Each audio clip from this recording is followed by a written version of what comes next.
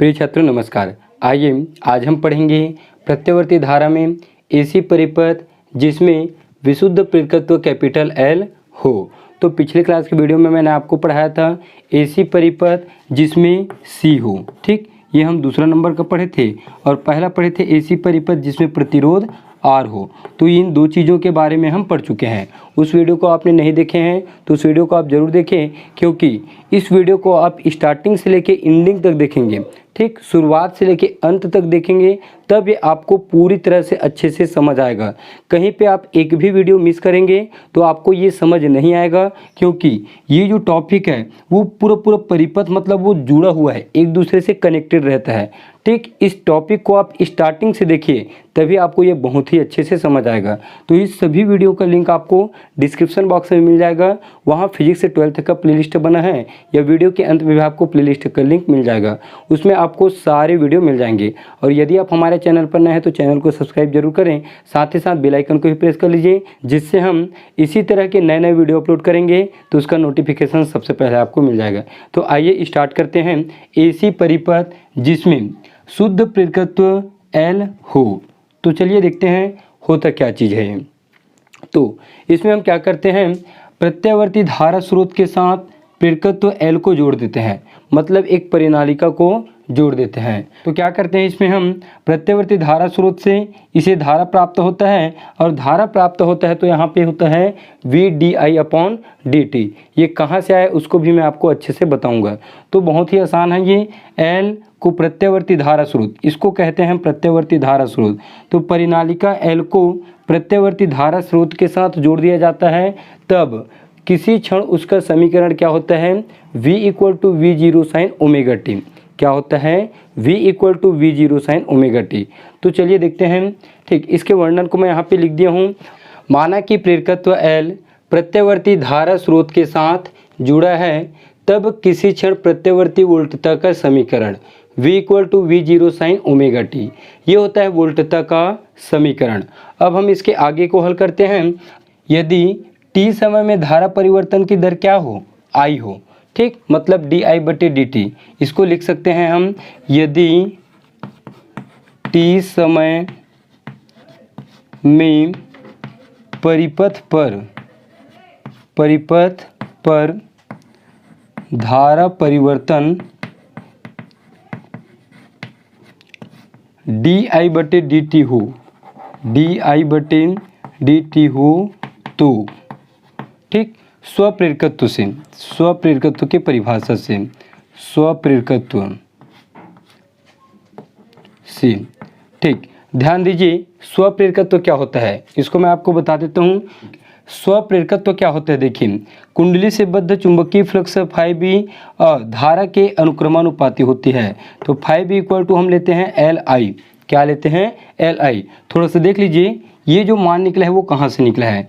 तब हम यहाँ पे फैराडे का द्वितीय नियम लगाते हैं। तो एप्सिलॉन = हमको मिलता है -dφB/dt होता है। φB का मान हम यहाँ पे रखेंगे तो एप्सिलॉन = मिलेगा हमको -d/dt, और φB का मान होगा L × I।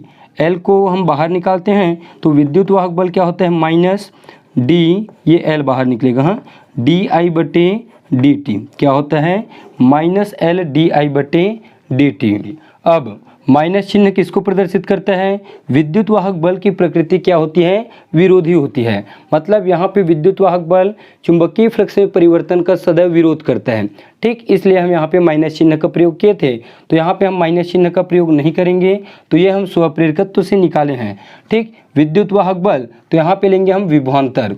तो स्वप्रेरकत्व से V = क्या मिलेगा हमें, V = मिलेगा LDI/dt। ठीक, LDI/dt। ठीक, अब इसको आप ओम के नियम से भी निकाल सकते हो। V = क्या होता है, IR होता है ना। तो V = क्या होता है, IR होता है। I मतलब धारा। ठीक, तो देखिए यहाँ पे धारा है, धारा परिवर्तन क्या लिए हम, DI/dt लिए हैं। तो I की जगह क्या रखेंगे, DI/dt। और L क्या काम करता है यहाँ पे, प्रतिघात का काम करता है। तो प्रतिरोध, प्रतिघात और प्रतिबाधा तो तीनों ही क्या करते हैं, धारा के मार्ग में रुकावट उत्पन्न करते हैं। तो प्रतिरोध की जगह भी हम L को ले सकते हैं। तो इस तरह से इसके अनुसार भी ये बन सकता है V equal to L, L मतलब प्रतिघात और di/dt मतलब ये धारा। तो V equal to L di/dt। अब हमको कहीं से भी इसमें क्या करना है, I का मान निकालना है, क्योंकि वोल्टता का समीकरण हम निकाल लिए हैं, हमको धारा का समीकरण और ज्ञात करना है। तो dt पक्षांतर करिए तो ये होगा V dt equal to L di। अब दोनों पक्षों का समाकलन करेंगे, यहाँ लिख दीजिए दोनों पक्षों का समाकलन करने पर, पक्षों का समाकलन करने पर, दोनों पक्षों का समाकलन करने पर, तो समाकलन V dt इक्वल टू समाकलन L di। समीकरण 1 से V के मान को हम यहाँ पे रखेंगे, समीकरण 1 से चलिए मान रखिए V का मान है समाकलन V0 साइन ओमेगा t और ये dt इक्वल टू ये समाकलन L di। अब V0 बाहर निकालिए तो ये V0 बाहर निकलेगा और ये होगा साइन ओमेगा t और dt इक्वल टू L को बाहर निकाल दीजिए, क्योंकि L प्रतिरोध मतलब प्रतिघात का काम कर रहा है, तो L बाहर निकलेगा और ये समाकलन होगा di। ठीक, अब इसको इधर लिखिए और इसको इधर लिख लीजिए।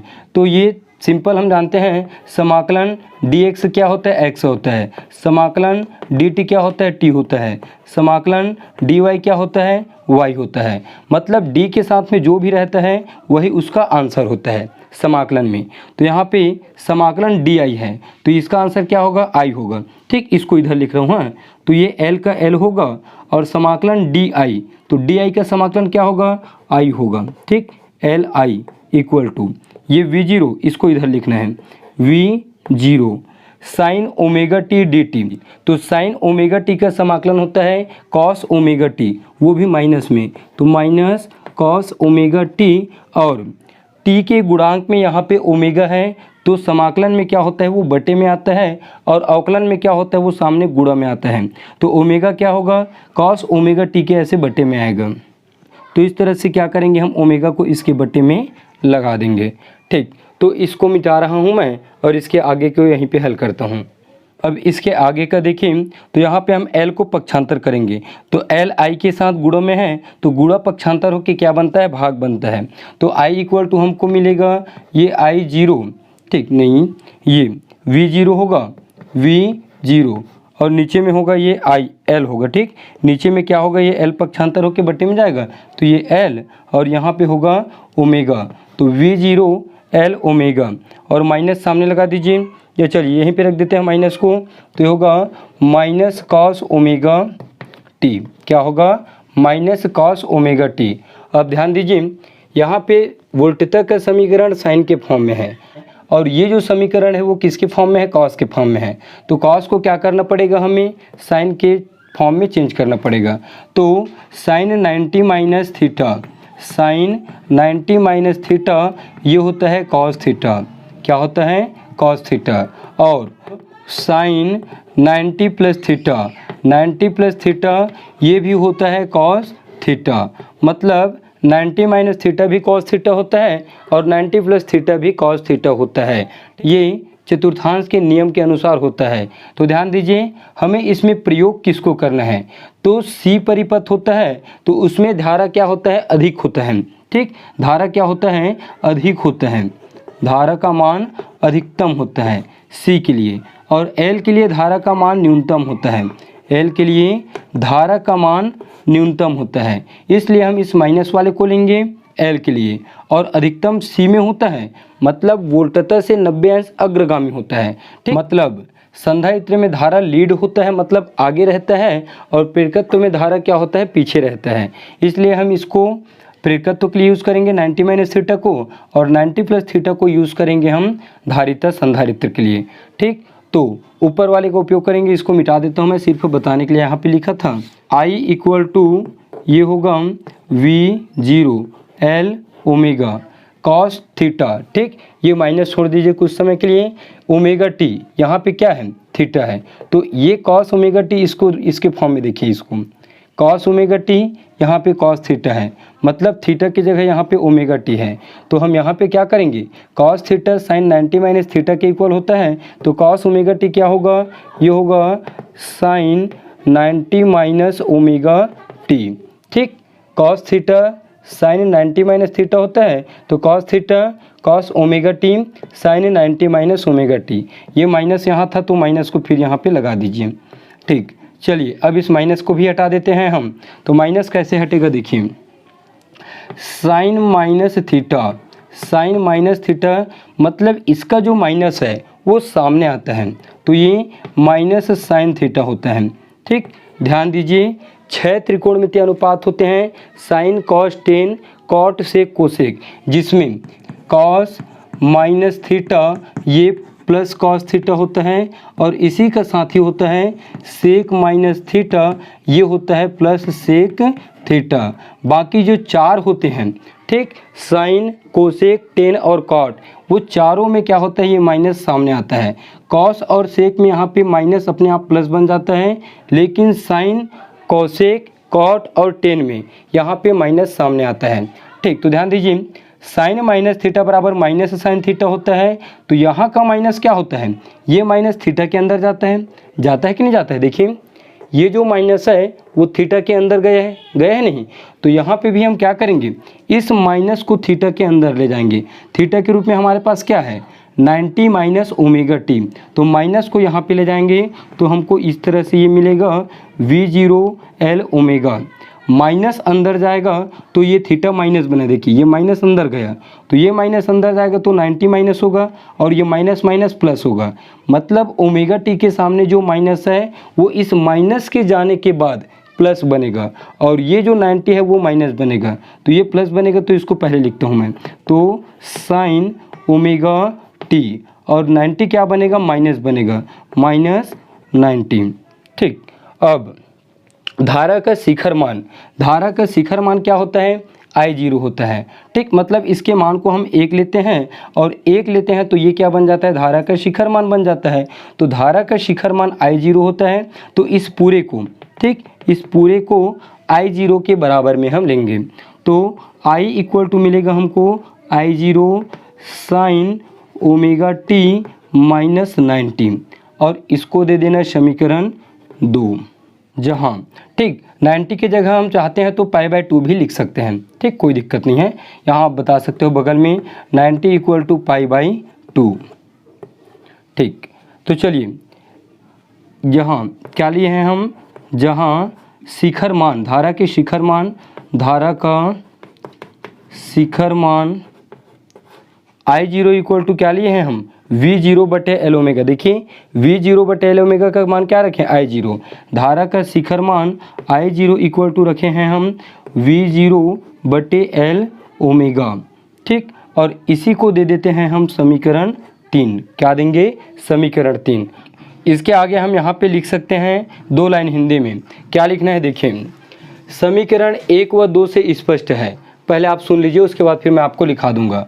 यहाँ देखिए साइन ओमेगा टी है और यहाँ पे ओमेगा टी माइनस 90 है, क्या है, ओमेगा टी माइनस 90, मतलब ये ओमेगा टी है और ये ओमेगा टी में 90 माइनस हो रहा है, माइनस हो रहा है मतलब धारा के समीकरण में क्या हो रहा है, माइनस 90 कम हो रहा है, और कम हो रहा है तो उसको क्या कहेंगे हम, पश्चगामी कहेंगे, क्या कहेंगे, पश्चगामी, ठीक। और धारिता में क्या होता था, संधारित्र में 90 अंश अग्रगामी होता था, प्लस 90 था, तो इसको लिख सकते हैं हम समीकरण 1 व 2 से स्पष्ट है कि धारा वोल्टता से 90 अंश पश्चगामी होता है, ठीक, 90 अंश पश्चगामी होता है। चलिए लिख लीजिए भाई यहाँ पे हिंदी में, समीकरण 1 व 2 से स्पष्ट है कि प्रत्यावर्ती धारा वोल्टता से 90 अंश पश्चगामी होता है, ठीक। एक बार और मिलाएंगे, समीकरण 1 व 2 से स्पष्ट है कि प्रत्यावर्ती धारा वोल्टता से 90 अंश पश्चगामी होता है, ठीक। अब इसके आगे देखिए, ये तो हो गया यहाँ तक, अब हम क्या करेंगे, तो चलिए यहीं पे इन दोनों का कलांतर भी हम निकाल सकते हैं। ठीक, उस व्यंजक में भी निकाल लेना, मैं वहाँ पे नहीं निकाला था। तो कलांतर करके हेडिंग डाल लेना, कलांतर मतलब कलाओं में अंतर। ठीक, कलांतर क्या होगा, इसके ओमेगा टी और इसका ओमेगा टी माइनस 90, तो ये होगा कलांतर ओमेगा टी माइनस, ये होगा ओमेगा टी माइनस 19। ठीक, तो ओमेगा टी और ये माइनस ओमेगा टी होगा और ये माइनस और माइनस प्लस 90 होगा। तो ओमेगा टी से ओमेगा टी कटेगा तो कलांतर का मान मिलेगा हमें 90 डिग्री। ठीक, उसमें भी निकाल सकते हो, उसमें भी कलांतर का मान निकल जाएगा। तो कलांतर होता है 90 अंश। कितना होता है, 90 अंश। अब देखते हैं इसका फेजर आरेख और कला आरेख। इन सभी को मैं मिटा रहा हूँ, इसमें से आप जो लिखना चाहते हैं उसको लिख लीजिए। ठीक, तो सबसे पहले बनाएंगे हम फेजर आरेख। फेजर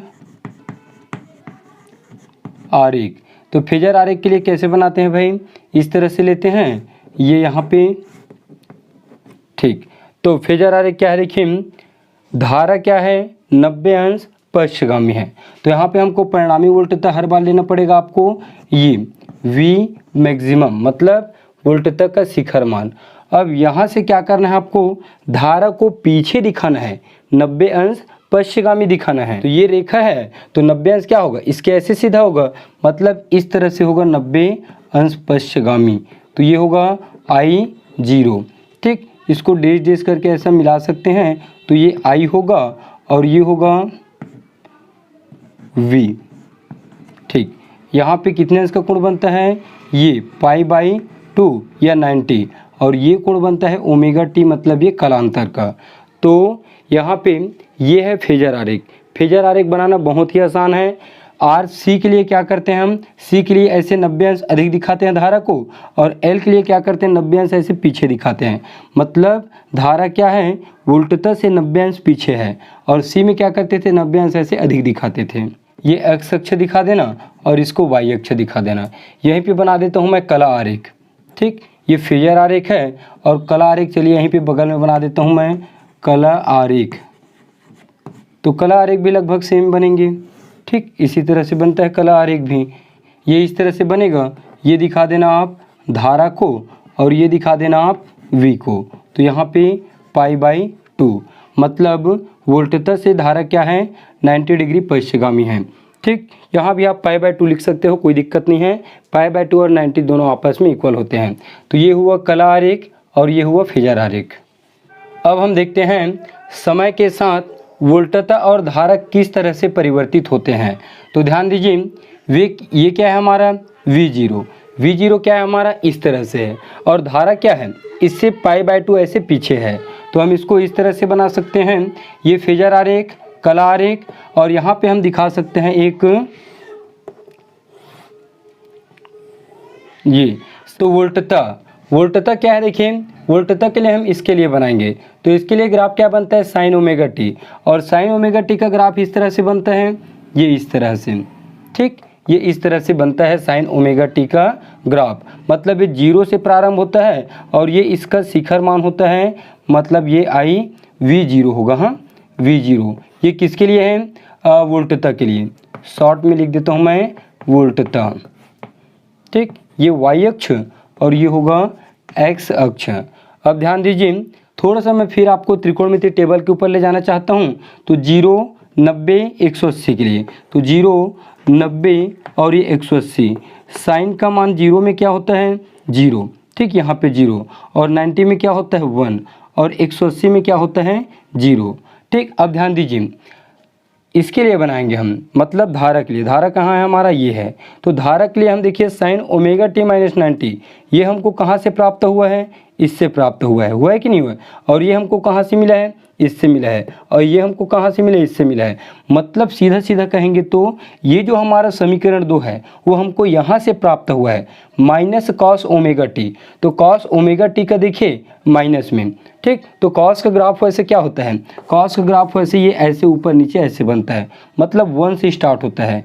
तो थोड़ा सा देखिए त्रिकोणमितीय टेबल में ये कैसे बना सकते हैं हम इसको। कॉस ओमेगा टी, तो ये सिर्फ कॉस ले लेता हूँ मैं। ठीक, तो कॉस 0 का मान 1 होता है, cos 90 का मान क्या होता है 0 होता है और cos 180 का मान -1 होता है। अब यहाँ पे माइनस का गुणा है, ठीक, ध्यान दीजिए यहाँ माइनस है, तो यदि मैं इसको माइनस किया तो ये माइनस होगा, ये प्लस तो इसको रहने दीजिए और ये प्लस हुआ, मतलब माइनस कॉस के लिए ग्राफ क्या होगा, ये मान लीजिए आपका +1 है और ये हम ले लेते हैं -1, तो -1 से कॉस स्टार्ट होता है, मतलब धारा के लिए। तो ध्यान दीजिए जब साइन का मान 0 से प्रारंभ होगा तो कॉस क्या होगा -1, मतलब यहाँ से ये प्रारंभ होगा। जब साइन का मान 90 में 1 जाएगा, ठीक, 1 के लिए यहाँ पे 1 होता है एक्स अक्ष में, तो ये 90 डिग्री को दिखाता है, तो कॉस का मान किस में जाएगा 0 में, मतलब ये सीधा सीधा ऐसे यहाँ पे जाएगा, ठीक, यहीं पे 0 आएगा, यहाँ देखिए ये 0 है ना, तो यहाँ पे 0। फिर साइन का मान 180 में 0 जाता है, तो साइन का मान 180 में 0, यहाँ पे 180, ये 90 अंश का कोण 90 और ये 9 दूनी 18 मतलब 180, यहाँ पे 180 जाता है, तो माइनस कॉस का मान +1 जाएगा। माइनस कॉस का मान +1 मतलब ये +1 है, तो ये इस तरह से ऐसे जाएगा, ठीक, इसकी ऊंचाई तक। तो इसी तरह से इसको हम क्या करते हैं, आगे बढ़ाते रहते हैं, ठीक, इसको डेश में दिखा दीजिए, ये डेश में, ये इस तरह से, ठीक। तो इस तरह से इसका ग्राफ बनता है।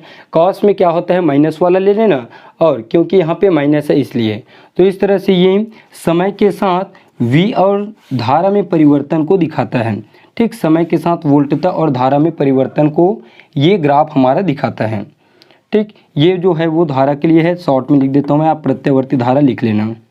इसके नीचे लिख सकते हैं हम t के साथ v और I में परिवर्तन, ठीक, पूरा लिख लेना, ठीक। AC परिपथ में t के साथ v और I में परिवर्तन, तो ये ग्राफ हुआ, ये फेजर आरेख, ये कला आरेख। पेपर में आपको जो चीज़ पूछा जाएगा उसी को आप बनाएंगे। फेजर आरेख पूछा जाता है तो फेजर आरेख बनाएंगे, इसको यदि आपके पास समय है तो इसको आप बना सकते हैं। अब चलिए देखिए, ये 3 ग्राफ बना लिए, अब हम निकाल लेते हैं L है, L मतलब क्या होता है, प्रतिघात, तो प्रतिघात निकालिए। चलिए